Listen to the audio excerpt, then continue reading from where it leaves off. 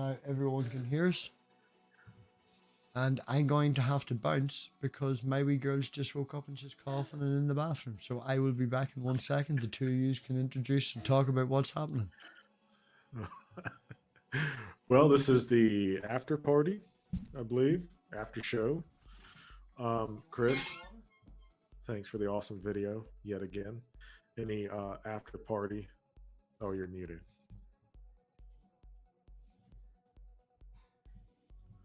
If it weren't for you, Michael, there would be no awesome videos.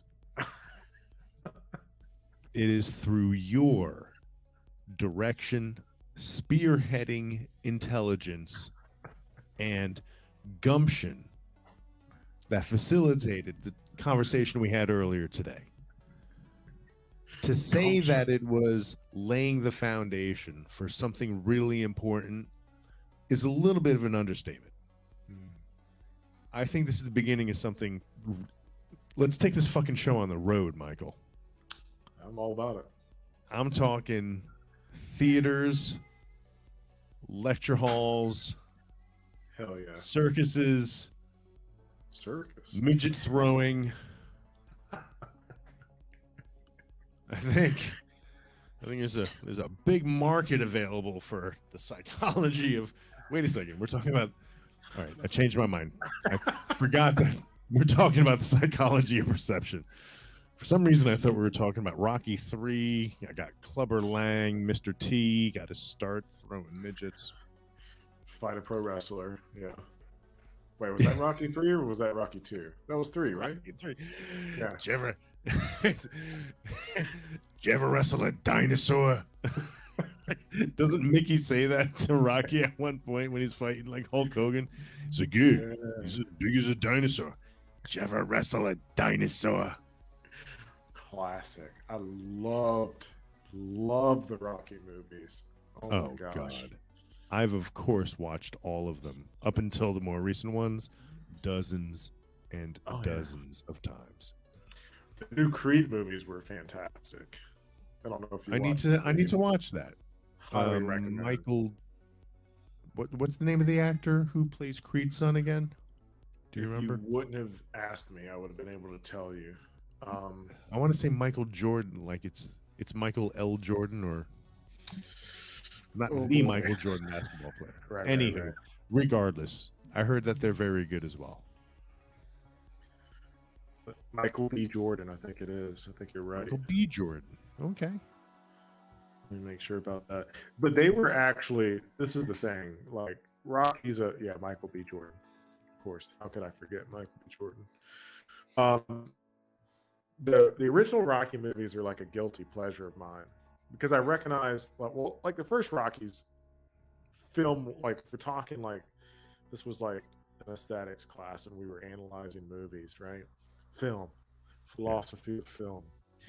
The like first Rocky was like okay, but like the Creed movies are actually like decent films. They're not just like action flicks. Like I watched the early Rockies just to see how juiced up Stallone would get, right? Like Rocky 4 when he walks out and it's just like he's just like thick, jacked. Yes. But that was the 80s. That was 80s action stars. It was like, how much steroids can we do? And well, I mean, and he kind of pioneered that, right? Because like you could say Schwarzenegger kind of did, but Schwarzenegger was already a bodybuilder that happened to parlay that into acting. Stallone was the first actor that you saw literally transform his body into what is now the industry standard of if you're going to do a shirtless scene for a dude, you need to look at least as good as Rocky 4. Oh my God. Yeah. Right? Yeah, and just compare Stallone and Rocky 1. Like, obviously in shape.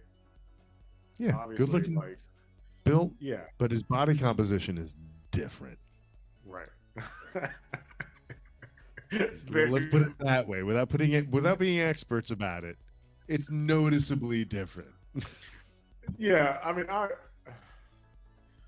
it's not like I work in like USADA's lab and testing for like elevated levels of testosterone or anything, but I'm pretty sure Stallone and Rocky 4 wouldn't have passed a P test. Oh, likely not. Likely not. But anyway, psychology.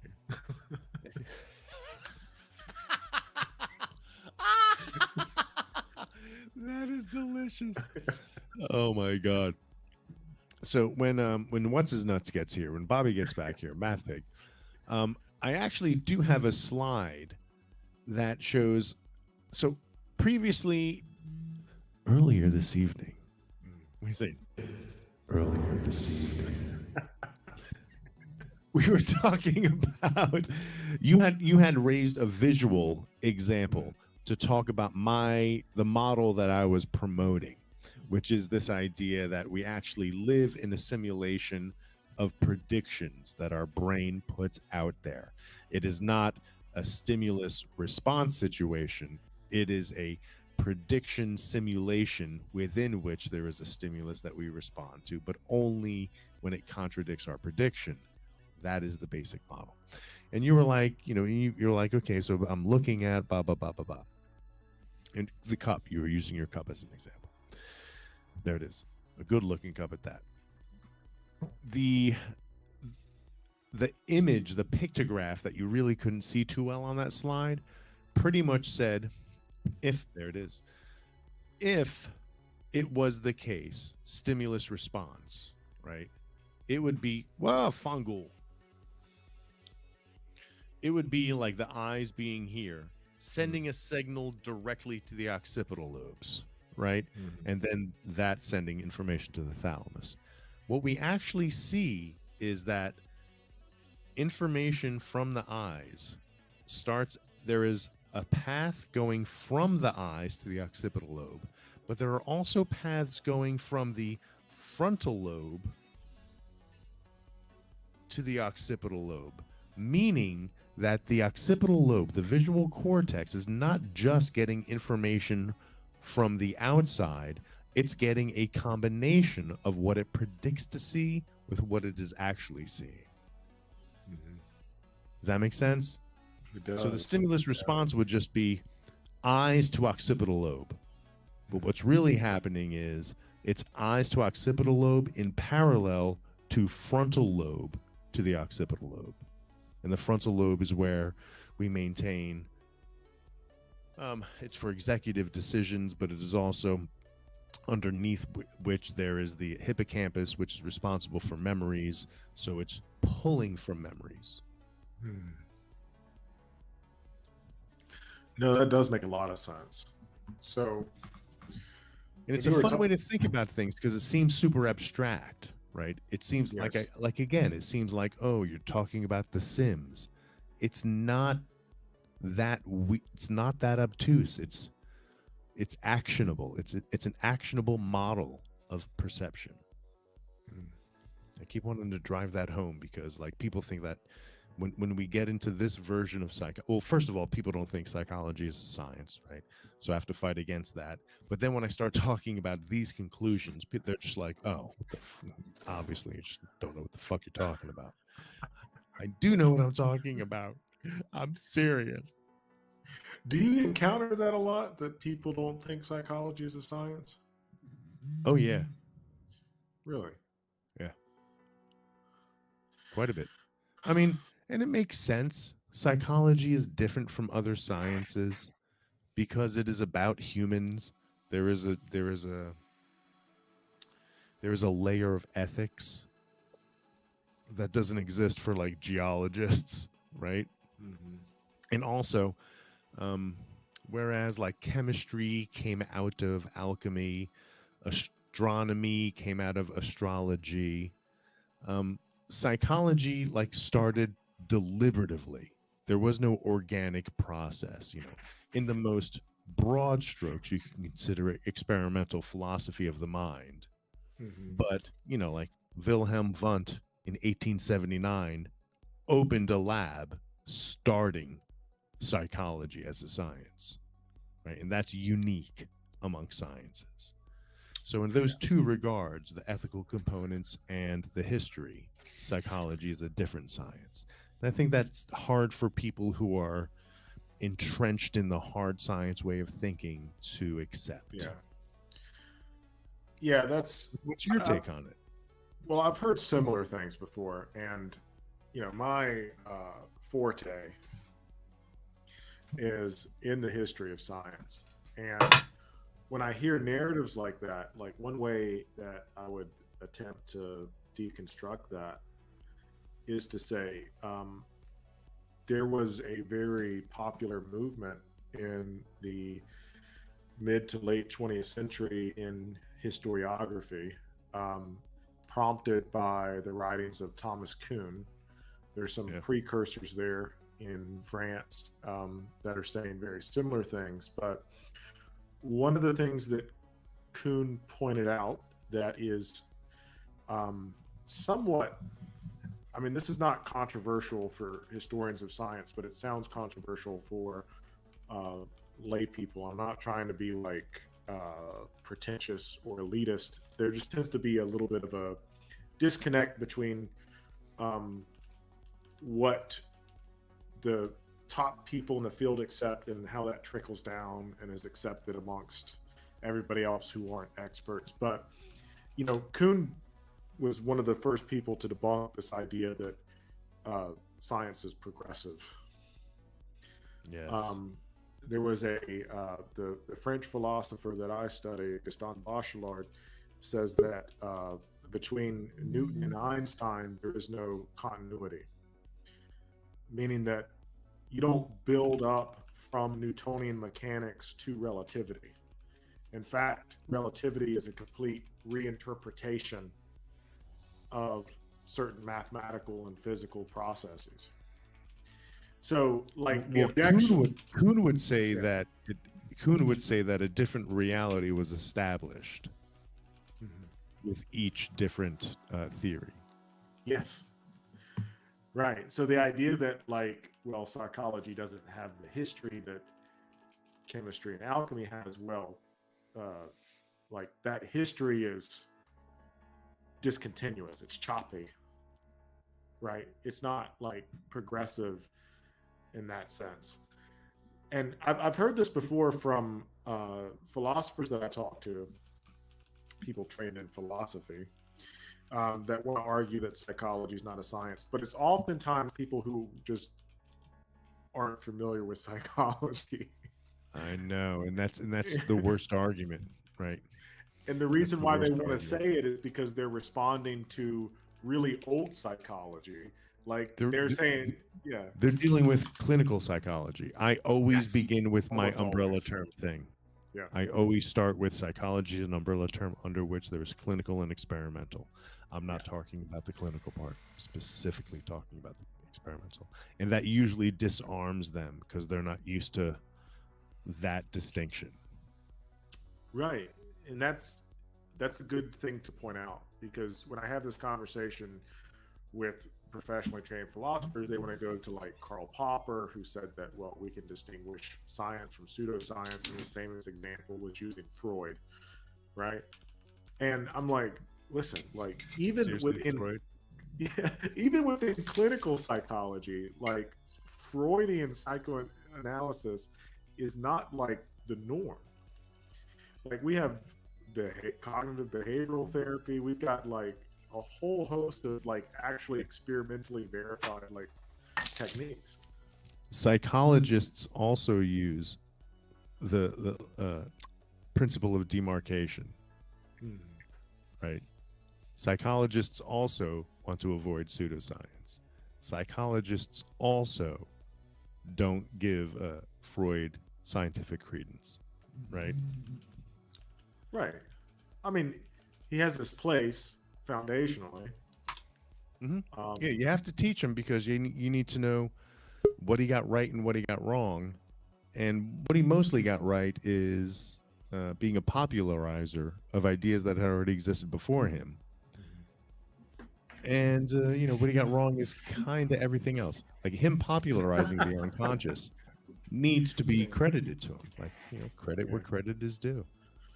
his ability to popularize that at a time when it was like absurd for people to think that some other forces were a tail wagging the dog.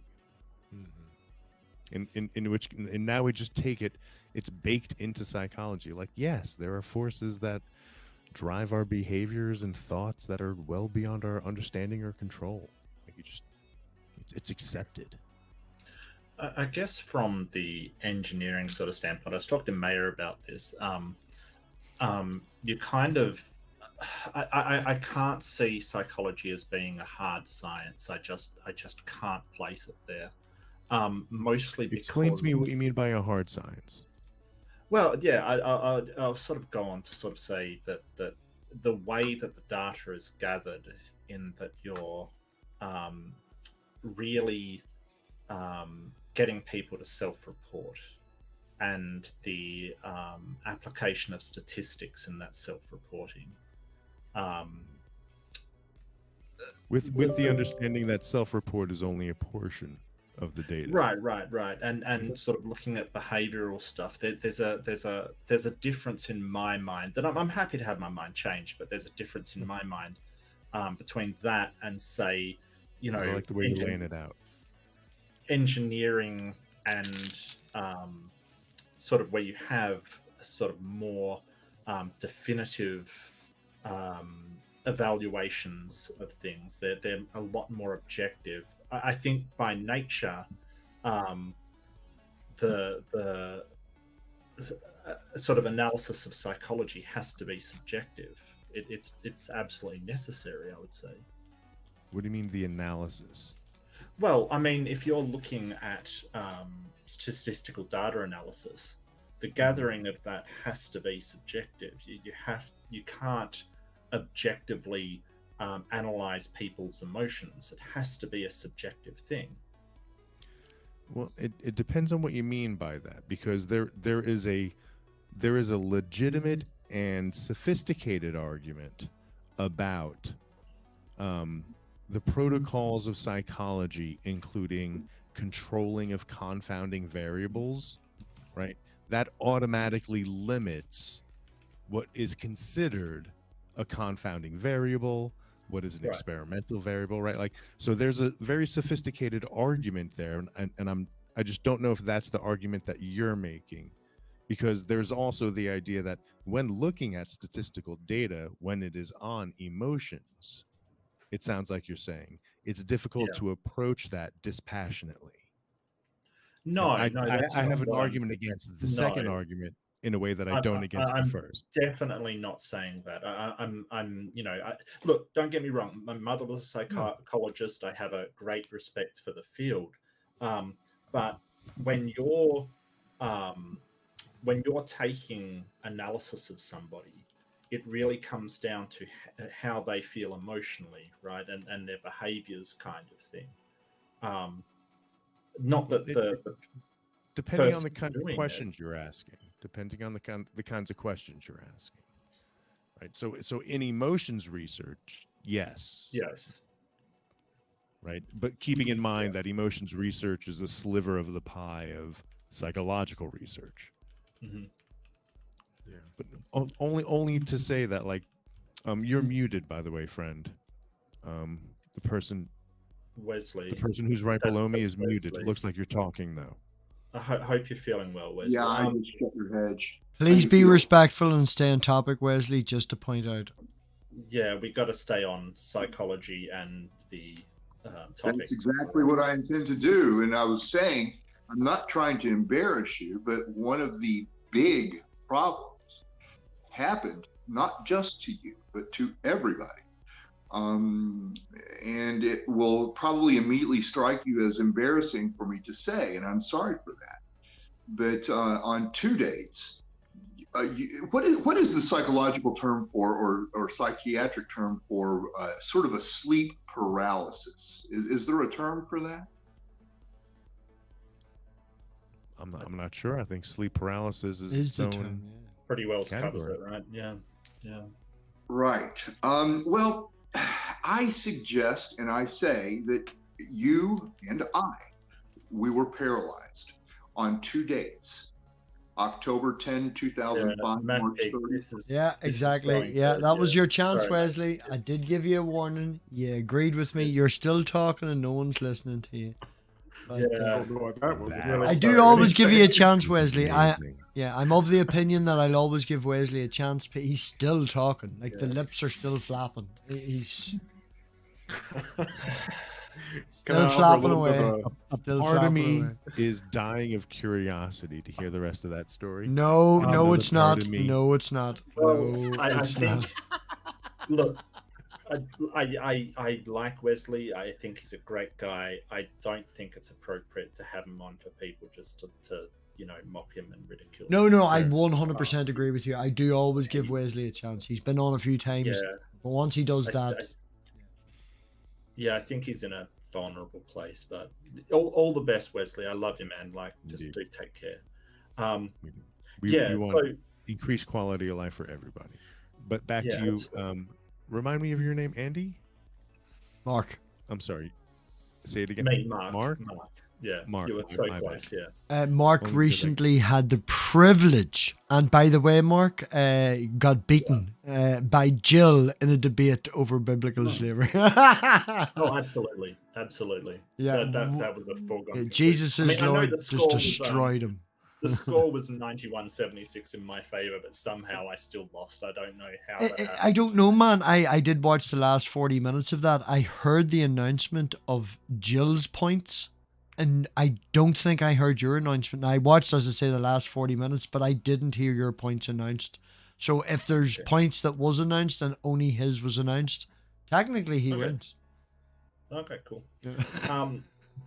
Yeah, so I sort of make the comparison with, my field is I'm sort of in the network engineering field, sort of computer systems, distributed systems kind of thing.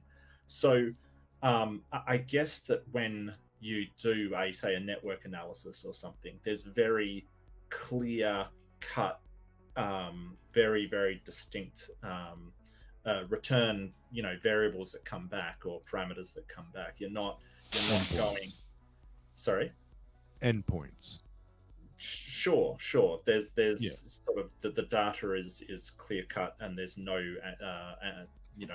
ambiguity about it at all, and that's why I differentiate psychology, because you're sort of or I guess one part of it is you're sort of asking people how they feel and their emotional state, and that's self-reporting. Not necessarily.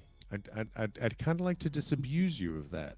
Because psychological research is, I don't want to deny that there is psychological research that addresses how people feel and such. Sure. But the how people feel, like, that's a emotional research, right? There's obviously research on the psychology of emotions that depend. Like when I was an undergraduate and I was an intro to psych, I had to do research, and I did research that was under Dr. Ira Roseman, where he asked me to, what did he ask me to do? He asked me to remember a time in my life that encapsulated X emotion, and I had to say it out loud and kind of get worked up into that emotion, and then from there he asked me questions. So in that circumstance, which is about emotions, I was asked about my emotions, but I manage a laboratory that studies the psychology of the sense of smell, and we do ask about pleasantness. We do have screenings about personality, but a lot of our data, our subjective data, is it's more psychophysical, which is how intense is this stimulus? How pleasant or unpleasant is it? And then we match that, or how irritating is it? And we match that against actual physical biological markers. So for instance, sorry if I interrupt, how are you gathering the pleasantness, for instance? How is that that metric? Those are subjective ratings. Those are on something called a general labeled magnitude scale. And the scales and instruments that we use to collect the data, that I admit is subjective, these are standardized scales that have themselves been method tested and published in peer-reviewed articles. Yeah. Can I add a component to this as well? Please. So, Mark, I don't know if we've ever like officially met or anything like that, I but don't think so, but a pleasure to meet you both. Actually, I do apologize. What were your names? Oh, my name's I'm Christopher. Michael. Yeah, Christopher and Michael. Thank you. yeah. Pleasure to I meet did you a too as well. wonderful job at introducing them, yeah, but Michael's been around the Oh, community. you're the- Michael's been around you're the a community. better- Michael's been around the community for a short period of time. Christopher's been around the community for a long period of time. They're both very well educated, both a hell of a lot smarter than me. And I'm going to go back to being quiet because their opinions matter more than mine. And I also want to say, Mark, you're asking awesome questions. Yeah. So please, I'm trying to answer them the best as I can. So please don't. Yeah. I hope I'm not being off-putting at all. No, please not at keep all, not keep at all. asking these clarifying No. questions. It's the best. Seriously, I'm very happy for people to disagree with me. I love having conversations where people are throwing out different ideas and stuff. And the psychology of perception. Oh, sorry, Michael, I do apologize. You did It's want to okay. say that. No, it's all good. So, Mark, Just- my background. Your links, all of Michael's links are in the description. The actual chat isn't. It has been Oh, yeah. posted, but Michael's channel link is in the description. So check it out. It just did happen.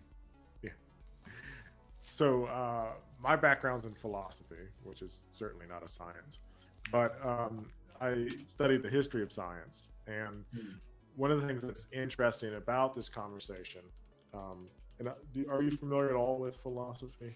A little bit. I dabble a bit. Yeah, not very serious at all. Yeah, no need.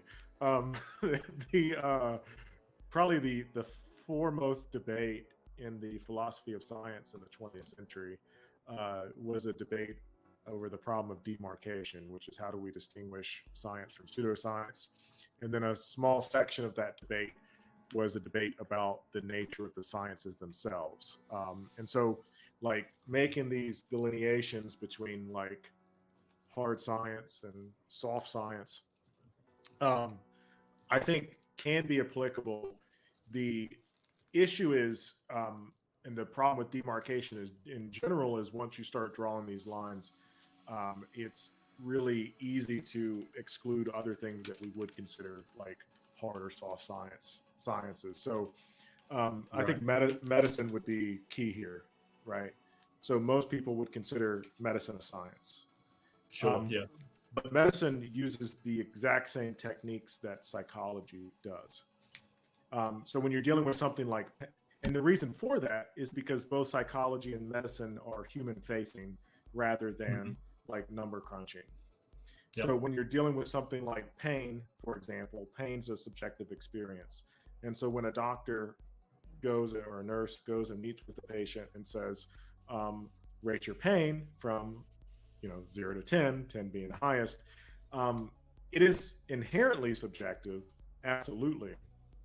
Yeah, absolutely. Yeah. But the reason for that is to collect data to inform a decision that's going to be made. And those decisions can be, and the point of all this is to say, part of this process is what I would consider a hallmark of science as a whole, which is being able to empirically test claims or hypotheses that are being made.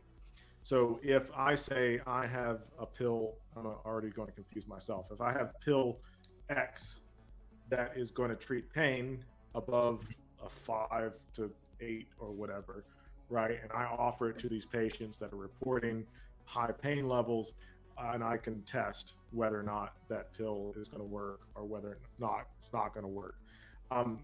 But the wiggle room is greater because of the inherently subjective nature of the experiment, as opposed to like physics, where it's, can I predict using Newton's theory of gravity whether Mercury is going to be at point X in the night sky on this date? Right.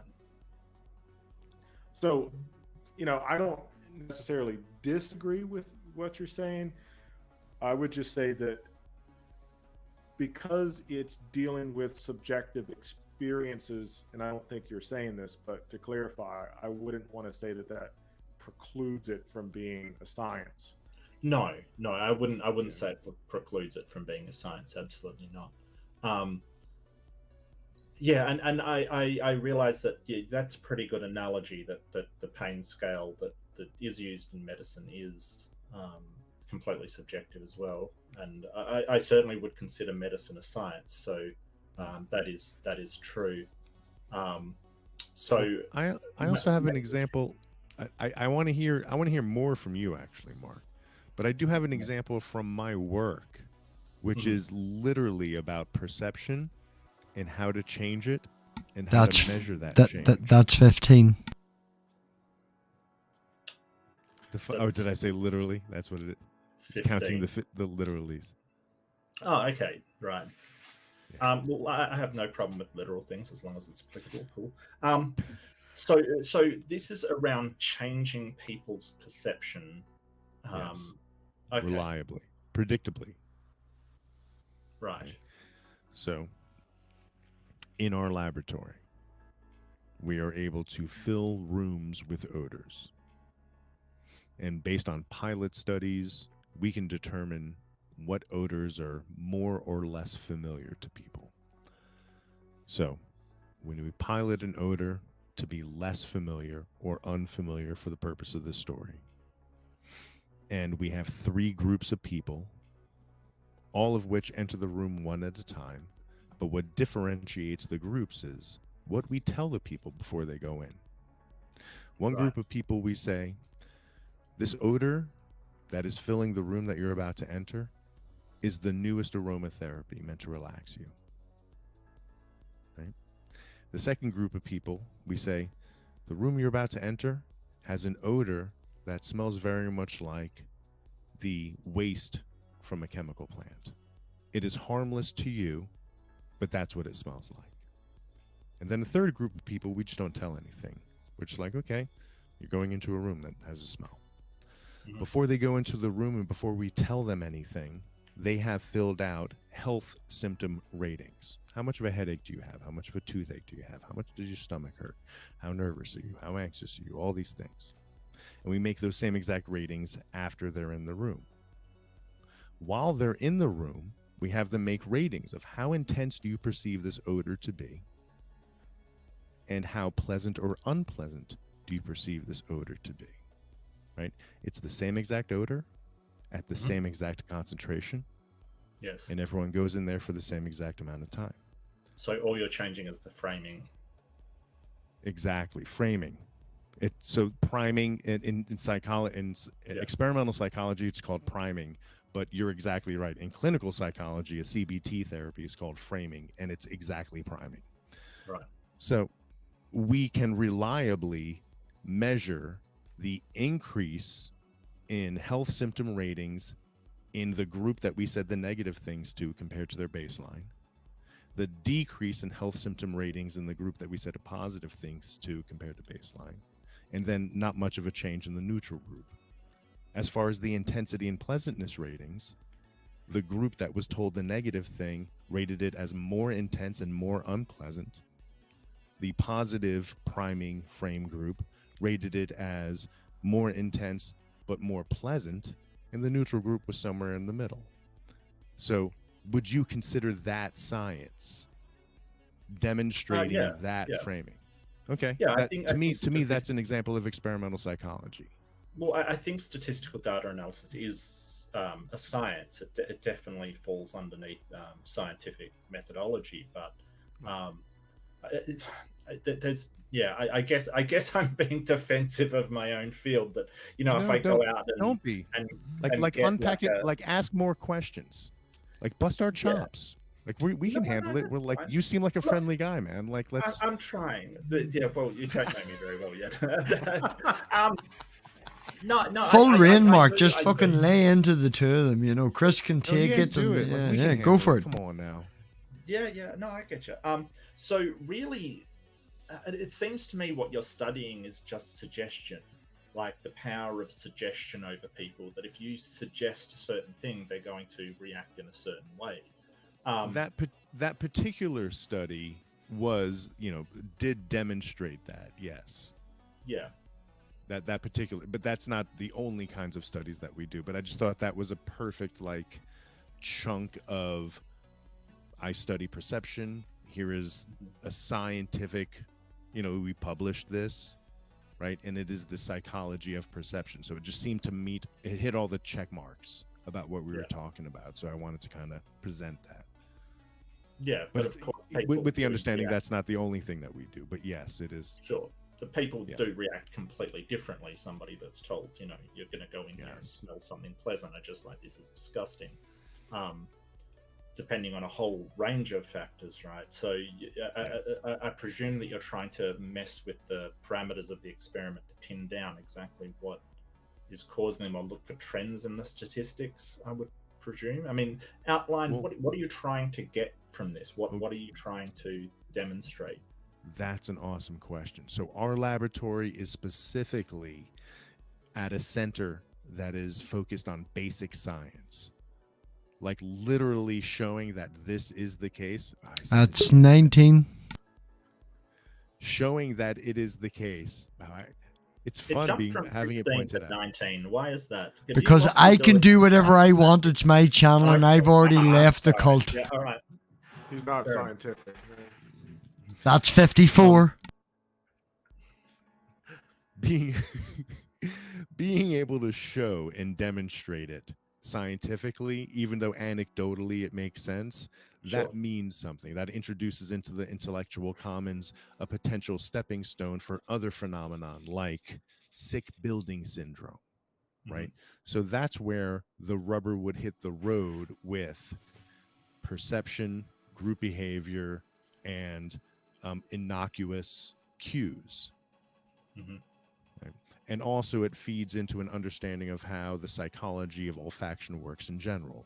We are primed to pay attention to negative things in a way that we're not to positive things.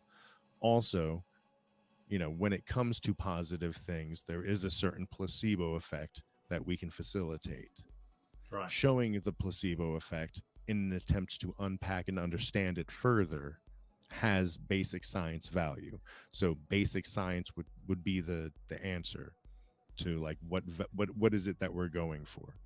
We're trying to just unpack how olfaction works, the psychology of it, and showing that it can be manipulated is one piece of the puzzle. Yeah, so that comment you made about the tail wagging the dog sort of makes sense now, because we kind of see it as the senses bring into our mind, and it's the senses that do the evaluation, and then the mind that sort of gets that information. But that sounds like you're sort of basically saying that the senses just gather it, and the mind actually can evaluate it differently depending on what's already in your either conscious or subconscious. Am I along the right? Yeah, you're killing it. You're doing I mean, speaking in general terms, you're aligning with my understanding. Yes, the senses can fail you. They are data that your brain has an ability to process, and that process is perception. But my argument is that it's not just stimulus response. It is our brain predicting a simulation within which that stimulus response exists. And that in and of itself kind of changes how you navigate the world, right? Night to our great leader. Night to our great leader, Spooky Bed Tourism. Night, Spooky. Night, Spooky. Spooky. Good night. So that gives rise to sort of the whole idealism. I was reading a guy called Krupp, I think, recently, who was positing sort of a new idealism where he believes everything comes from the mind. Pretty interesting stuff, but psychological construction is the thing that you and I were talking about, Michael. The general term for that is the psychological construction, not social construction, but psychological construction. Keep going, Mark. I was just saying, like, the thing that you just talked about seems to fit the category of psychological construction. Yeah. I don't think so. His thing is that the universe is all one mind and everything comes from that mind, kind of thing. It's very, very sort of. It's almost solipsistic, but he claims it's not. It's very, very strange. Okay, that's weird. A lot of metaphysical claims there, yeah. Yeah, I'm sure Michael could tell you all about sort of solipsism and stuff, but yeah. Simos, you've jumped in. Thank you very much for joining. Have Yeah, you any thank thoughts? you. Did you Yeah. watch earlier with I Mike? did watch earlier. I just want Brilliant. to address what Mark said. I think you meant to say you can tell yourself about solipsism. I just want to throw that in there. But do hey, you mean? there you go. I don't know. If you don't know what you mean, then I don't. A true solipsist.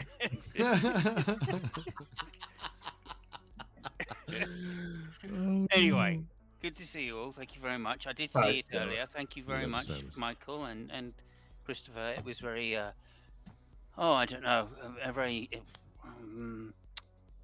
You can just say enlightening. they rambled on for ages and said nothing. It's Well, okay. That's was to be gar- interesting. That's to be guaranteed, of course. I accept that you think that. Yeah, no, I'd always. I mean, I always. That was always my perception of how it was going to turn out. So to speak. That's what you predicted. Yeah. So you never really came into contact with reality because your simulation just perfectly predicted what was going to happen. No prediction errors.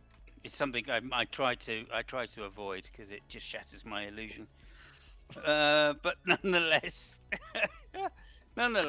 I'm not saying I haven't. Do you Napoleon pre-write these complex. out? Because I have I a feeling don't. you have a list of shotgun puns just waiting. No, No, that's no, just I Simon. don't. It's just. If I can ask, Um, Simos, how was your lemon bars earlier? I don't. Oh, I hate lemon bars. I hate lemon bars. Let me just say that right now. I am Good a man. converted man. I love lemon though. Lemon pizza, fantastic. What is wrong with you? Seriously, Well, Dick. okay. Well, nothing look, citrus should go on pizza. according man. to the most celebrity chef and the number 7 highest earning chef in the world, yeah, then lemon pizza is a thing. Let's Did just say someone that. suggest to you lemon pizza was good, and so you taste it and you think it's good, even Yeah. though it's bloody dreadful? Yeah, Gordon Ramsay is the It's person like the whole that smell suggested that. thing. Look, If is you've there got a problem any- with food and Gordon Ramsay, take it up with him, okay? That's Sure, all we'll I'm do. saying. We'll do. Next time I see him, definitely. Okay. Are there any like sensory universals, things that aren't up to like is touch a sensory universal? Does everybody feel the same thing? Is there anything that we can sort of go, this isn't perspective, it's something that No. So the closest that we have in psychology is a practice known as psychophysics. It is the aligning of human perception with manipulation objectively of a stimulus. So, for instance, increasing or decreasing a light by specific lumens, right? That Right. are objective measures. There are principles and laws built around that, like Ernst Weber was the first person to do these kinds of tests. And Weber's law dictates that for each of the senses, there is a ratio with which we can determine what he called a just noticeable difference. Those are constants for everybody in general on average. A change of 6% of light lumens triggers a just noticeable difference in humans. or air pressure or something like that. Sure. Hormones, So maybe? for the, and there's a different Weber's law. Those eventually became replaced by Stevens principles. So like those are the closest that psychology has to universal laws, like a physics. Everything else is more gobbledygook. Can I add something Admittedly. to Mark's point? Yes. Because I do think about this sometimes, and like to your point, Mark, because I can for sure like see where you're coming from. I'm gonna venture out on a limb here, and Chris, just you shut me down whenever you want to. Historically, it historically it does seem that psychology is prone to there are certain figure out how to phrase this. I'll just say it. If it comes out bad, it comes out bad. Because of psychology's subject matter, the human, the mistakes of psychology tend to be like amplified.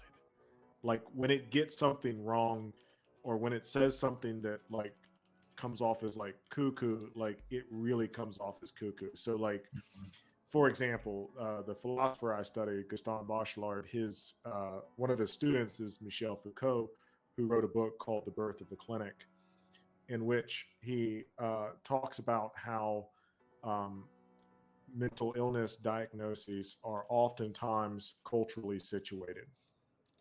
He makes a really strong case for it, right? So what we consider to be like crazy, and this is where maybe the softness of psychology comes into play, or the subjectiveness of psychology, like really, you can really highlight it, like especially with something as serious as mental illness, like for it to be culturally determined, right? What are the labels that we give to people and say like crazy, that they're crazy, can be so different culturally that it seems that there's no standard at all, right? And psychology has had a pretty damning record of that, that you don't see in sciences like physics. But again, I think that's just because of the subject matter itself. I'm gonna be so bold as to say, well, first I'm gonna do a little pushback, and like talking about clinical psychology Right. is a very different subject matter. So when talking about the science of psychology, bringing clinical into it muddies the waters, right? Can I Because just the bounce science in, of Michael? As beautiful as you are, would you mind putting up your icon? Because people are having issues and stuff. Like just you're choppy. If you just go icon, it'll probably, you will get rid of the video and your lips not syncing. It'll not throw the audience off. If you don't mind. No worries. Thank you. Sorry about that. Oh no, it's fine. Shits and giggles and all the rest of. We've dealt with worse internet connections than yours. At least we can hear you. So I've got the perfect example, and all of my atheist friends are going to love this. The DSM-5 on delusions. It basically outlines the criteria for delusions, and then says, unless it's religion, that none of these apply to religion specifically. So that to me is very strange. What's your opinion of that, Christopher? What do you think? you can be deluded, right, and not suffer from a delusion disorder. Yes. Okay. Yeah. No. Fair enough. That's very fair. There is a philosophical point, I feel, here. Michael may back me up or not, as the case may be, which is definition of delusion is the belief in something which is false, and that's one of the reasons why it's not included in religion, because the truth or falsity is unprovable in some sense. It's unprovable, so it couldn't be concluded to be false, which it must be in order for it to be a delusion. But couldn't we conclude something like Scientology, or say Mormonism? I mean, it's kind of demonstrably false. It's sort of the idea that Jesus walked around North America for a while is kind of demonstrably false, right? You'd Well, like to think, right? Yeah. You'd like to think. You'd hope Go ahead, so, Ben. yes. Yeah, but I mean, of course, the problem that's with. Sorry, go ahead. Go ahead, Simon. I've already talked so much. Go ahead. So goddamn Well, no, much. I was just going to say that's, that's from a what would you call it? A scientism point of view. I'm using that word derogatory. Deliberately. Deliberately derogatory, yeah. To say that there is at least some question over the actual status of truth or falsity, and also I think the word delusion, to my mind, is somewhat slippery in that context, because of course that's saying that we can know what is true and false. So that in itself is an arguable point in philosophy, and I think Well, that's why it's outside of the scientific thing, because people can't call it theology for a reason. Yeah, but the problem there, Simos, is that I don't think the DSM is looking at that when it's evaluating criteria for mental illness. And two, if it's just that we can't prove these things true or false, then why have the exception for religion at all? Why not just have the they believe in things that are evidently false? Why have the exception at all? Because religion as a mental illness has, like, where do you even begin with that? Like, there are, yeah. I mean, that's just that would be such a difficult thing to build axes on, right? Because of how, like, different religions. The one consistency is, like, like you were saying, all the things that we could say is demonstrably true or demonstrably false about Jesus not walking on North America. Their sacred books require a protocol to be read that those of us not entrained just don't. Just don't, right? So, like, they could always pull that trump card of, you're misinterpreting it. You don't understand. Right? Because when we read the Bible and we're like, look how ridiculous this is, Genesis, ha ha ha. They can just be like, to a layperson, trying to take it literally. That. It's more a line of questioning on how do we designate delusions versus just sincerely held beliefs that have religious overtones. Like, for instance, if somebody is a flat earther, are we going so far to say delusional? If somebody thinks that Bigfoot lives in their, so where is the line drawn here? Is somebody who believes that they've been kidnapped by UFOs then delusional? There seems to be a lot of ambiguity over what is delusional and what is just a sincerely held belief that is just 100% wrong. Can I jump in real quick? Sure. Because I think you're absolutely right, and I think what might be happening here, something that I've seen, is that psychology is, and again, Chris, feel free to correct me if I'm wrong, but psychology seems pretty hesitant to engage with ontology. So with questions of religion, I think what you're asking, Mark, is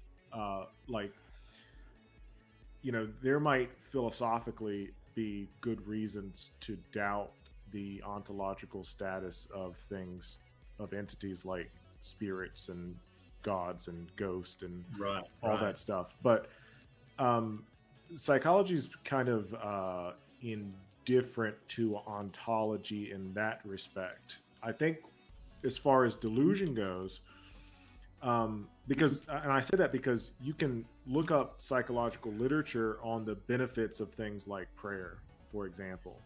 Sure. And what that literature is saying is not that praying is, they're not making an ontological statement about the words you saying reaching the presence of an almighty God.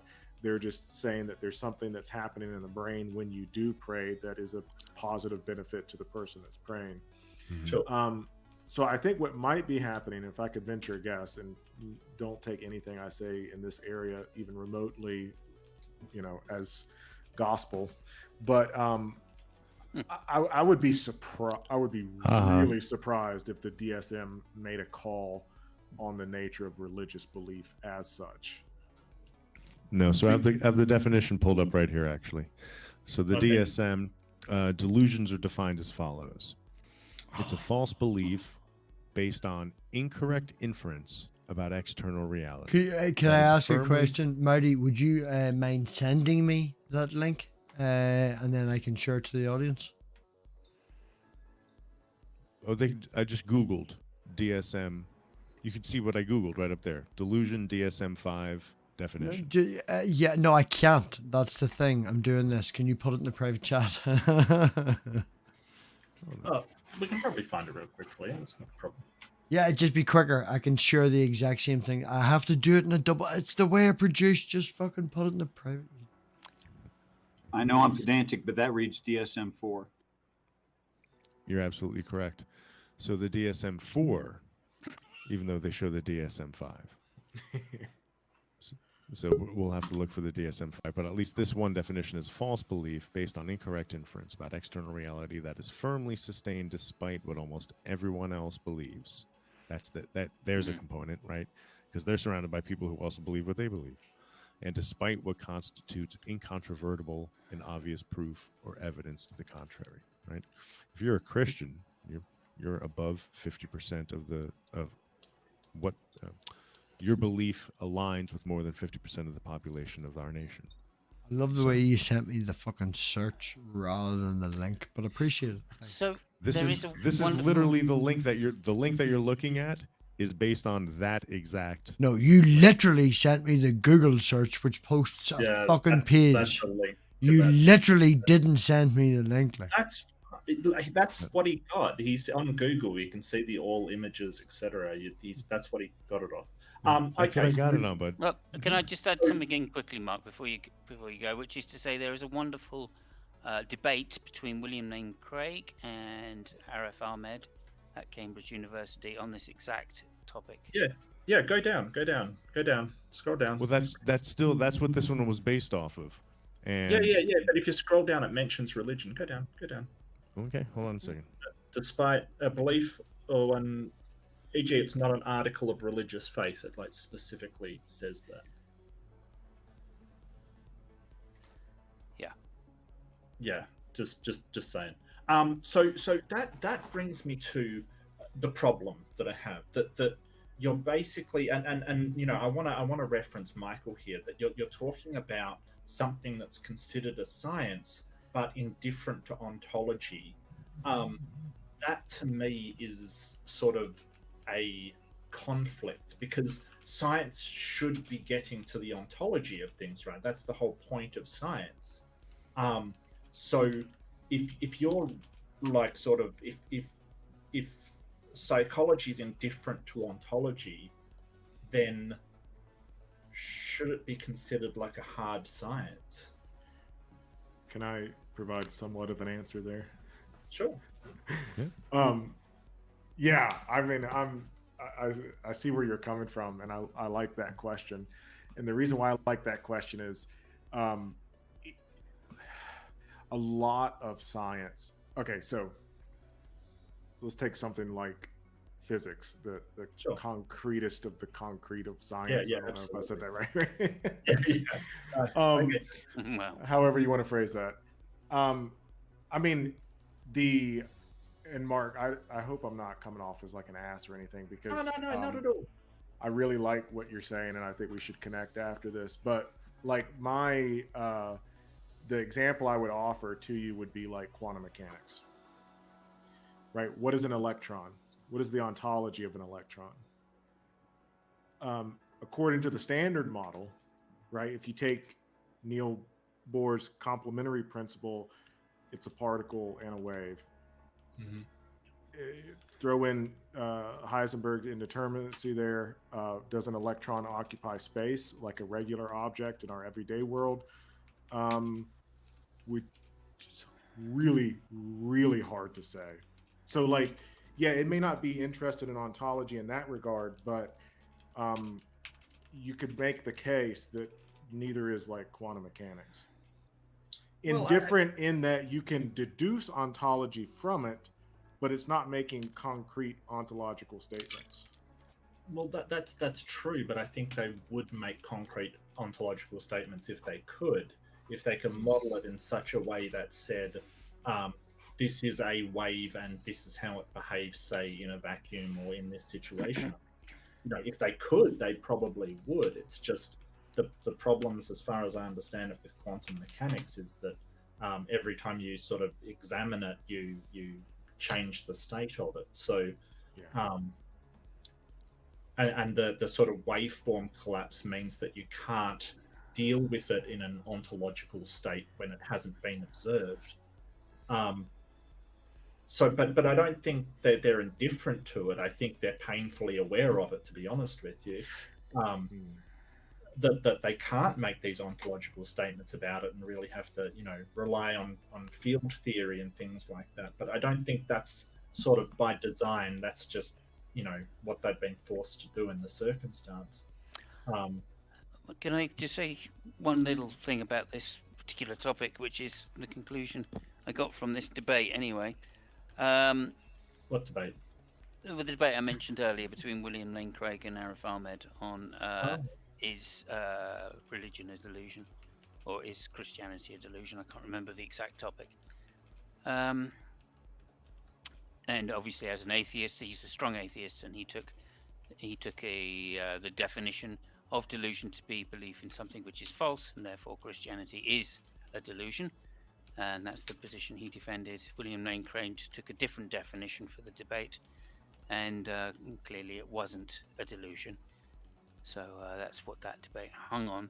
And I would just say this, that look, in practice, if you were to include, right, in the DSM-5, then religion as a delusion, then of course that means that 80% plus of the world is delusional, and I think that robs all of the other things which we would consider schizophrenia, perhaps, or other types of mental illness, from being able to use the word delusion to describe a false belief. So I think just for practical purposes, and it being a science, you couldn't include something which is so general that virtually everybody is delusional. Well, the description did sort of have I hate to throw it out, sort of an ad populum component to it, where it's sort of the majority of people believe the same thing. You kind of get off the hook, whether that is cultural or religious or any other reason. Like if you're just hanging out with a whole bunch of flat earthers, then you're fine, kind of thing, as long as you can get the numbers, which is a very strange way to evaluate something as sort of. If that were the only criteria, I think this multi-layered criteria is the important part. Yeah, that's true. And when Michael's talking about ontology, I think he's just talking about what I would consider to be, what's the word I'm looking for? Something akin to your metaphysical possibility, right? And thereby not including induction. Which I think is the relevant point to the use in the DSM-5 of the word delusion. It's an inductive process and therefore is scientific. But anyway, that's just my kind of ontology of how I think it's being used in some sense. And I have considered this. I mean, this debate, it goes years back. So, and I've been very careful over the years not to say that Christianity and religion in general is not a delusion for this very reason. Well, I guess my problem is, and here I've got the perfect example. If Wesley had sort of 100,000 Wesleys around him, he would be fine. He's perfectly fine in what he's doing, and that seems to be a bit strange to me. Yeah, but he's not delusional because of his belief in religion. He's delusional for other reasons. And that's what I would say. Yeah, I suppose so. Because he suffers from real mental illness, right? Which, clearly has false beliefs included. I do feel very conflicted because I feel that anyone joins an open panel deserves at least an opportunity. Yeah. I don't except for Jay, Yeah. No, I retract that. I do retract that. I am Team J over Team Jeff. Jay always remembers. No, you're team Jeff when you're over on my channel, and then when you're on Jeff's channel, you're Team J. Yeah, I'm literally a shit stirrer. I'm a semi-troll, Fucking whore. Thank you very much for joining, Jeff. How you doing, mate? It's just the Irish cuisine, that's all. Hey, MathPig. So I went over to the If you do fucking Praise I Am or Jill Drama, I'm kicking you. Go on ahead. Oh, well, I mean, it does involve Jill, but yeah, Jill's over there on Wildheart's channel. bragging Has about been how for a he's- while. I know. Yeah. Well, at least we know nobody's going to be watching. So But they there think, we go. but Wildheart's of the impression that you are trying to fuck with him by going into his stream. Who? How did I go into his stream? Somebody keeps popping in there under the name, what is it? Jill Pig. And then That's they'll come Jill. into his, they go into his StreamYard and then they leave. And then they come back into his StreamYard and then they leave. That has to be right. This is the only drama I'm going to do, and then we're going to go back to the intellectual conversation. Thank you, Jay. But that has to be Jill trying to stir the pot and get attention because he's a crying little. He's worse than a toddler without a bottle that cries till their parent arrives. He needs attention. He knows that I watch and keep an eye on Wildheart because of the situation. Even though I've fallen out with a motherfucker, like. He's trying to trigger. You're helping Jill and other Christians of this ilk get attention. Well, So, we'll say one last thing, which was 91 to 76. Okay.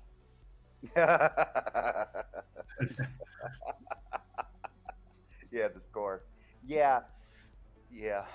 Those It- kind of things. Yeah, those are little arbitrary things. They don't matter much. doesn't Yeah, matter. they just evaluate the sort of just the style and structure of your debate. They don't evaluate. But winning and losing matters, right? Scores. Well, not to me, winning but and losing it doesn't- comes to Jill. I do think it's very funny that randomly on the editing, I have slipped in camera 8 feed and camera 9 feed, and I left them open, and they're sort of overlapping each other, and both the Spatchcock brothers joined, and you know. Nice. Jay, you are technically above Jeff, but Jeff is overlapping and on top of you, so it's sort of balanced. But who's the eldest? Nice. That's got really. Just look at the fucking feed, you simpleton. Yeah, Who's yeah, the super eldest? Who's the eldest? Huh? Jay is. Yeah. Okay, Marty, Jay's floor's yours. So, Mark, I happen to have the whole religion as a mental illness, which is the bucket that this kind of falls into, right? Fucking. This is a little bit of a it's a trope amongst like super hard atheists. I'm not categorizing you as that. That's super hard. I am right now listening to your voice. Yeah, that's a very, very, There you go. The most awkwardly But- tumescent of atheists hold to this. I've just lost Back in the control, day, haven't I? I swear to God, there Michael, can you help me was seeing his Marty's a on the other guy side? called Skeptic Fence that had the argument that religion should be considered a mental illness because it was a delusion.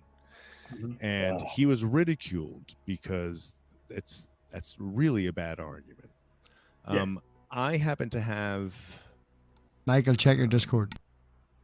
I happen to have friends at the Center for Inquiry, which is a think tank for secular humanism, and I reached out to them about this argument, and they sent me a link to 5 reasons atheists shouldn't call religion a mental illness. One of which is like the equation fails, mental illness is not an insult, religion is often associated with well-being, the parallel distracts us from trying to understand and learn from religion, and stuff like that. So it just seems, the whole effort seems like squaring a circle. Like I understand. I don't think it should be classified a mental illness. But at the same time, there's a lot of grey area in our beliefs because I don't think that a sincerely held belief does necessarily have to entail sort of a delusional belief. When I was growing up, my mother was into astrology and essential oils and stuff, and that's something that I firmly believed until for a long time before I realized it's just crap. So would that be a delusion? Well, no, but it's sort of a belief that I have. I don't know. I just brought up the question because I think there is grey area in what is a delusion and what is not. I mean, from the layperson's perspective, but I mean, for people who are trained, Right. clinically trained, like that distinction isn't as muddy. Yep. I consider them as separate classifications. One is whether a person's religious or not. Another one's whether they have mental illness or not. And it's possible for people to be in both groups or neither, as well as just one of them. And that's just always how I've looked at it. I just see them as separate things. But that doesn't mean that there may be certain types of mental illnesses that could lend themselves to people being more inclined to be religious, perhaps. Hopefully Christopher can talk on that a little bit if he knows something about it, but I'm only guessing here. I would like to raise another issue too, because I think I was watching a documentary about conspiracy thinking, and it kind of made me wonder if there's a connection between what dopamine. Conspiracy thinking and religion, right? So it's not necessarily like a religious thinking isn't a mental illness or anything like that, but it might be kind of close to conspiracy thinking, and it might be in the same way that conspiracy thinking has these kinds of they kind of set themselves up in these kinds of unimpeachable ways or unverifiable ways. Religion kind of attempts to as well, and I thought that was kind of a weird thing to maybe think about. Maybe maybe is religion kind of close to conspiracy thinking? I would say there are elements that are certainly similar. The biggest example off the top of my head that comes to mind is both are a lot of times predicated on arguments from ignorance. In the case of religion, it's almost always personal experience with the divine. I believe in God because I have experienced God in some way, shape, or form. But the person that their interlocutor, the person that they're arguing with, doesn't have access to that experience, right? With conspiracy theories, it's kind of similar in the sense that the conspiracy theorist will say, well, to take your pick, like use QAnon, the Q sending us private messages, secret messages. Well, how do you know that Q is even involved in the government? Well, we know because I don't know enough about QAnon conspiracy theory or Bigfoot, right? Bigfoot's an easier example. Bigfoot exists. Well, how do you know Bigfoot exists? Well, there's some sightings and there's maybe some blurry photos. Well, can you show me Bigfoot? No, I can't.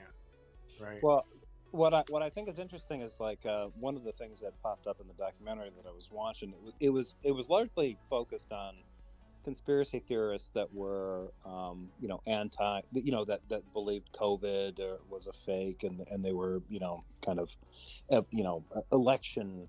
They believed the election was stolen and this kind of stuff, and there was an overlap between the two. But there was an interesting case where one of the individuals that actually went to the January 6th rally and got into trouble, instead of accepting counsel from a public defender, she decided to go with a group of sovereign citizens, and she sort of dove into that rabbit hole. And then what I thought was interesting was that a lot of the rhetoric that they used, a lot of the language that they used was the kind of stuff that you would get out of a religion, right?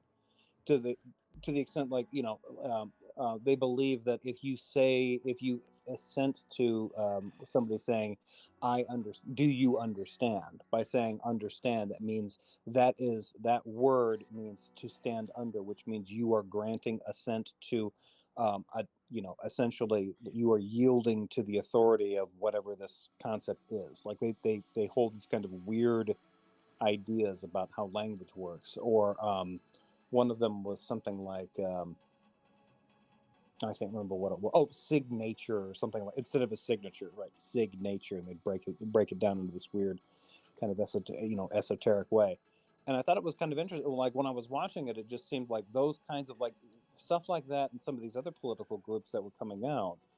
A lot of the stuff that seemed to be motivating people was based on a lot of these kind of idiosyncratic notions, but a lot of them, when they were asked to defend them or kind of justify where they came from, they sort of did it in the same way that you would hear from someone who was defending a religious conviction. So it kind of made me start thinking that maybe there's a connection between the two. So rather than saying like, hey, religion, I think is, like a mental disorder or delusion or something like that, which I don't think that it is. But there's got to be a lot of lurking variables in there, right? Like education, the part of the country they're from, their Right. background, being raised. Yeah, and I think there might be a distinction between people who are kind of involved in like a religious tradition and those that kind of take religion into the direction of conspiracy theory. And I think there's a dividing line definitely between that. But yeah.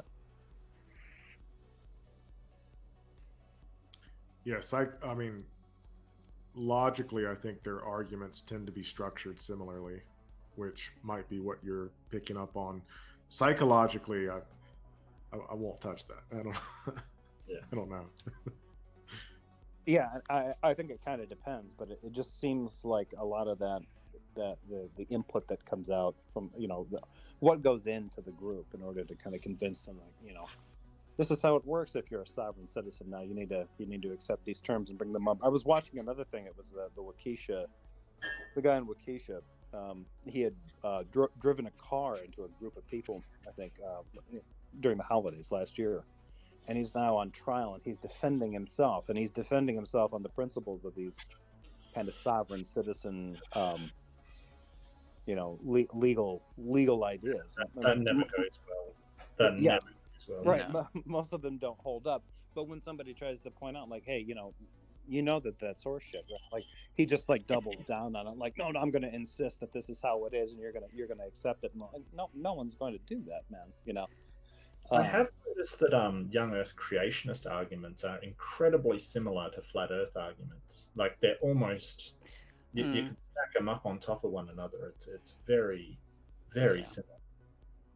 Well, again, I mean, I wouldn't say all flat Earth, because it's not all flat Earth, but a lot, of course, is biblically kind of inspired, right? So there is that side of it. And then, are you off, Michael? I do have to head out. Thanks, Chris, for the interview. Mark, wonderful conversation. I'll be in touch for sure. Yeah. Thanks very much for coming by, Michael. MathPig. Yeah. Yeah, check your Discord. All the links for everybody on panel I sent you on Discord, so you can get to know everyone. Very cool. See you later. Good Good night. Yeah, so I think there is quite an overlap. Oh, you're sorry, I got right. it mixed up. That was Mike. Here. Okay. Goodbye to Michael. No, it's just left. And you're Silly me. you're roboting a little as well, Randolph, by the way. Yeah, you are For sort of me. robot Randolph. There we go. Yeah, I think there's a lot of overlap between the two. Let's put it that way. If anything, I would say it's inspired by Flat Earth is inspired by biblical references. That's the reason it's still probably alive. right. There are a lot of people that sort of reference flat Earth, but it's a biblical significance to it. I haven't met a lot online that are just flat Earth but don't believe in God kind of thing. There's no. Yeah, again, I think they like to disassociate the two, just the way, for political reasons, just the way ID people don't like to call themselves creationists, Yeah. because they think that they've got some scientific argument which is distinct from biblical truth. Yeah, I mean, it's political, isn't it? So, but anyway, I mean, I would agree. It's an interesting conversation to bring up, but I don't think there's an answer. This is what I got out of this nearly 2-hour debate, right, between Arif, right, and I just think there's no real answer to it, because, as I say, you're either going to rob the meaning of delusion for particular psychological states of mind, which clearly we wouldn't wish to be associated with, or you're going to fall foul of this. Well, everybody's delusional, therefore delusion has no meaning. It's a normal state of a human being. Well, we wouldn't want to say that about schizophrenia, would we? So, Well, guys, I got to get going, but it was great to pop in for just a little bit. So, have a great night, guys. Thank you very much, Always good to Jeff. see you. Appreciate it. Do you always. thank you, Jeff. Take care. See ya. So that was William Lane Craig, was it, Simos? Yeah, amongst others, there was a couple of other people. There was 6 people in that debate, as I seem to remember. I wish I asked Michael what he thought of William Lane Craig's latest. But sorry, go ahead, Simos. Go ahead. No, it's okay. Yeah, there was quite a few people in it, and Copson, the theist side, and there was the president of the Humanist League in the UK as well. So it was interesting from that point of view. And Yeah. I think, there's a couple of zingers from Arif, as always, Ahmed, about William Lane Craig changing his definitions to suit the particular debate that he's in. Right? He'd used delusion in another debate as exactly the one that was read out as a belief in something which is false. Yeah. And then changed for this debate because he didn't want to include religion in it, clearly. Yeah. But this wasn't about the psychological definition of delusion. This was about the philosophical definition. So I guess where it's concerned, like I think the sort of definition of it, and Christopher can correct me if I'm wrong, but it sort of has a resistance to the empirical evidence, even when it's provided to them, kind of thing, and that brings up a few people in the young Earth creationist kind of camps that just will not accept demonstrable evidence, even in whatever. What did you think, Simos, about William Lane Craig's what was it, practical justification for believing in God? What did you think about that? Yeah, I mean, again, I feel that William Lane Craig is somewhat duplicitous in that he changes his arguments depending on the audience he's speaking to. So, for instance, maybe 10 years ago, he released a video where he said he doesn't believe in Christianity because of any philosophical arguments. Right. Right. So he believes it on his own personal experience and faith. Right. And it's not the philosophical arguments that are convincing to him at all, which made me wonder why exactly he was then a philosopher. Right? Because it's like, oh, okay. So you're admitting it makes no difference. But then, recently when he said trying to convince somebody who was having doubts in Christianity, he said he's lowered his standards because if it's true, then he would want to believe. And to me, that's very, very poor logic. Saying, well, I may as well go with Pascal's wager, and I may as well go with the weakest version of Pascal's wager, which has a. And if it doesn't, if the evidence doesn't come up to my bar to believe it, just lower the bar so your standard is lower. It just seems like such a weird thing to say.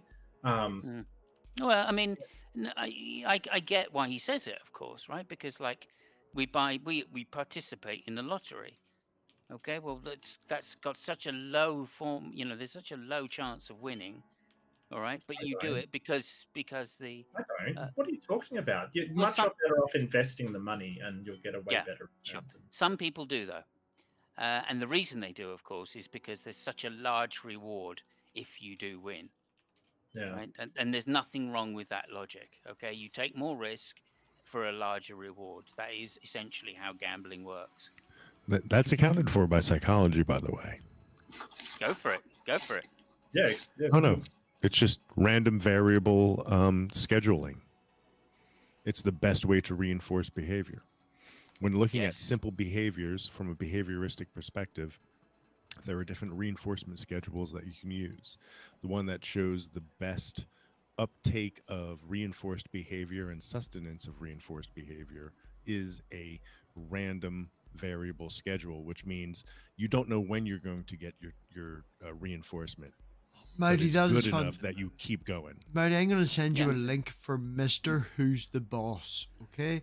He's a tech YouTuber who has recently got involved. I think he does tech reviews and phones and all the rest. None of that's relevant.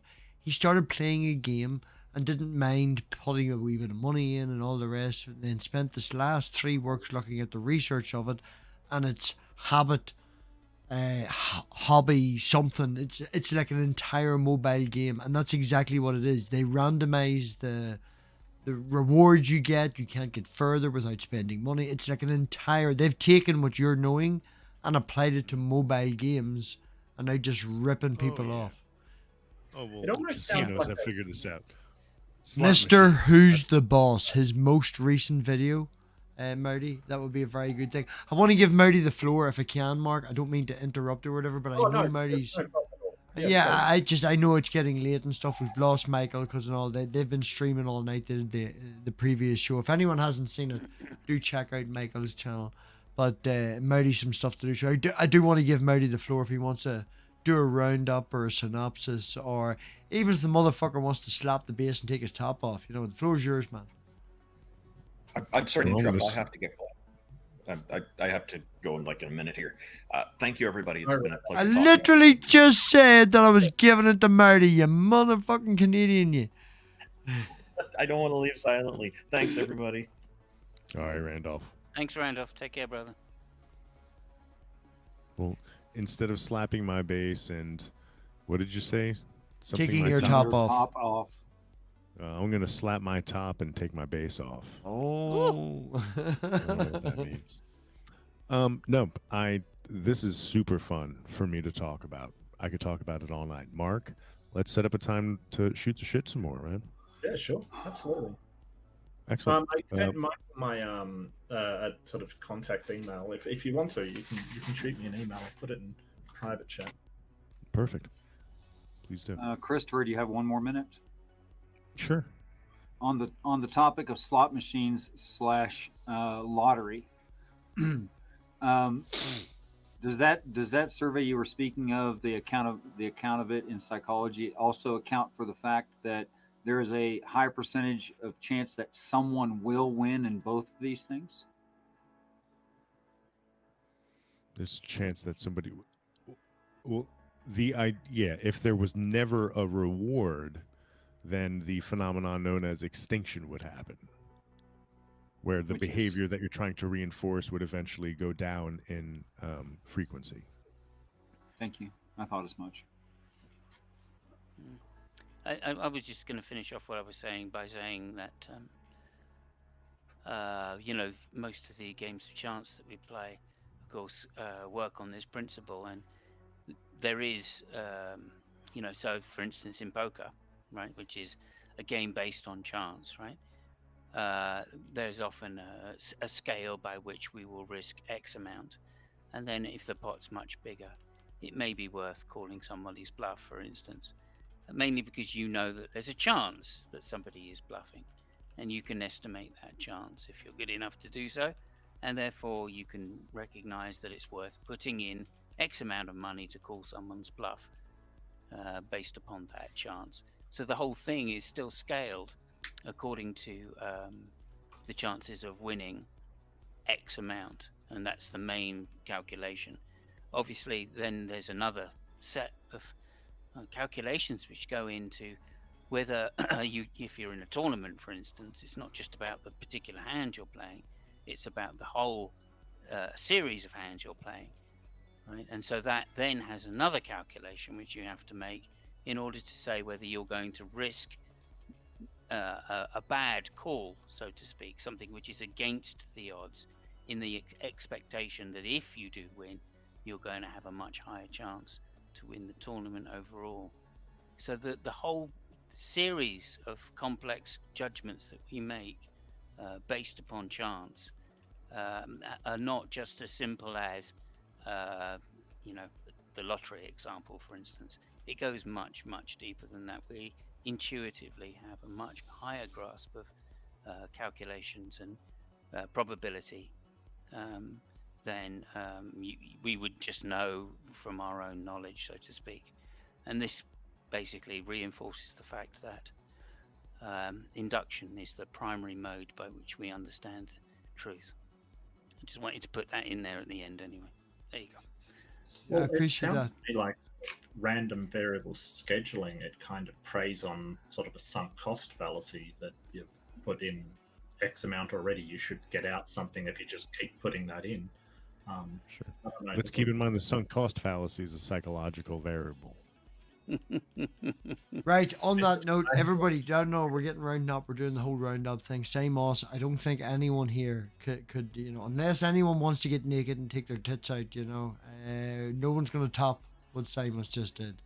So, I can do that. I can do that. I don't know, I'm Jay. sure You see, the there's at thing least I think there are at least 4 people in this hangout that can top what I You're gonna just want said, but you're gonna go want ahead. boots to your eyes. Thank you I'll for leave you to saving me decide for which one. insulting Jay and making me think about what I was going to say, Simos. Appreciate that. No problem. Does anyone like a chance to shill before we round it up, end the thing? Oh yeah, no, I'll chill. Of course I'll chill. Jesus Christ. Yeah, Christopher Chill, Mounts' man, channel, chill. Sunday nights in UK time. Sponsored by Manscaped and Raid Shadow Legends. Yeah, they took And guns. they took advantage of an autistic wee lad, and he spent like £100,000 over the course of 5 years in that game. They bastards. That thing I was talking about earlier, Marty. Oh yeah, Definitely yeah. watch that. you're not wrong. You're Jay- not wrong. And of course, Fabio and Funk on Monday evenings, UK time, 9 o'clock. Anything you'd like to shill, Jay? My channel, 2 words. YouTube poison. Yep. Keep that in mind. Nice. If this is the ground floor, then Jay is the sub basement. Richard, anything Very- you'd like to Very shill? addictive. Like No, poison, wait, it's Matt, very I've got to correct you. I'm the bodies buried underneath that. Yeah, Jay, stop, because you literally took my stream virginity. So that's where I started, you know. So I've worked myself up from the dead bodies to now at least the ground floor, you know. start Richard, somewhere. anything you'd like to shill? I just came in because there's so many brilliant people, and I know the human mind makes false associations. So if I'm hanging out on a talk like this, I thought maybe people would think I'm smart too. Yeah, I have a channel. This is the name of it. Demolish Doctrine. Richard is fantastic in the sense that Richard is fantastic. Richard could be described in multiple different ways. I stick with a good friend who's a heretic who thinks and believes in weird things. Every Tuesday, 6 p.m. Eastern, which would be 11 UK, call in here, MathPig channel. He tells me why Revelations and all the ancient stories prove that this is the 23rd Earth and there's lots of aliens, and I tell him he's full of shit. Sorry, 24th. When are you going to get this right? 23 previous Earths, and this is the 24th, is the same fucking thing, all right? You pedantic Step into my- bastard. Anyway, he's wrong. No. I'm right. No. We'd be lucky in 2 hours to get through a verse. Mark, your turn. Go. All right, so I'm Mark Reed. My channel is Mark Reed Atheism. I'm sure I can get a link or something. But if you want to see an Aussie guy be debate stuff, argue stuff, and be generally pretty cheeky to people, then fantastic. Yeah, he recently got his ass kicked by Jay on the worst debate channel I've ever seen, and that's considering that I used to moderate and run MDD's Discord. Whenever the hosts actually get up and walk away from the debate and they come back on again for 5 seconds with a partially tied neck tie round their neck going, very busy. Anybody want to ask questions before I leave? You haven't been here, you fucking useless moderator. Well, that's funny. Jill managed to concede the debate twice and still win it. I'm very impressed. I'm very 30 seconds after the stream ended, he was in another stream that I was monitoring, slamming about, I never need to debate this topic again. I feel very sorry for Mark that had to fall upon the sword for the rest of the community, but it is the way it is. He wanted a rematch a day later. He's right about one thing, and we all felt sorry for Mark, but for a Yeah. completely different reason to that. Jay Yeah. thought. So, other than the fact that Mark likes to self-inflict damage upon his own mental stability, Mark, would you like to say? Although, to be fair, it was a step up from G-Man, so there you go, Mark. Well, that is true. Yeah, and I mean, I have debated Howard Stirrup, and if you don't know who that is, I wouldn't. you're so I have had a discussion. What do you call that motherfucker flat earther? Netflix did a fucking documentary about the bastard. He was new TV. Oh, jeez. Mark Sargent. Oh yeah, we had Mark Sargent on Oh, the channel. I had a discussion with Mark Sargent and all the rest of it, and he started talking about Sandy Hook and everything. So he brought an astrophysicist, ex-NASA worker on. He lost the BAP. She told him to suck her dick, and then he left and never come back again. It was wonderful. Check it out.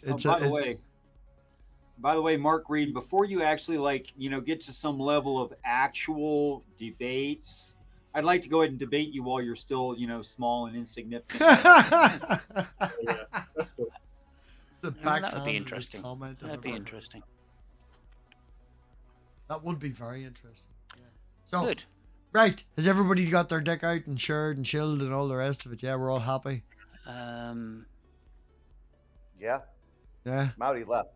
To prove off. you're a god, you have to have girth. Always remember that saying, must not right? That's correct. Yeah. Yes.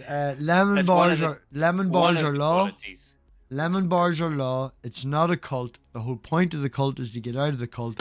I already left the cult and I'm getting shit for leaving the cult. Even that's the point of the cult. Do join the cult. Links in the description somewhere back there. Yeah. And, Do join the cult, please. Yeah, definitely, Mark. I'll send you the link. Someone put it in the private chat. Yeah, I'll send you the link. Don't worry about it. Thanks everyone for coming. Thanks everyone for watching. And also check out the description. Micheal Granado. Please do subscribe. They're like 40 subscriptions off 1K. You know, they're so close. And they produce fantastic intellectual content. They mainly focus on the philosophy or the history of science, and really good at what they do. Really, really good. So on that note, people, ignore everything I said, ignore everything on the panel, everybody said, and think for yourselves.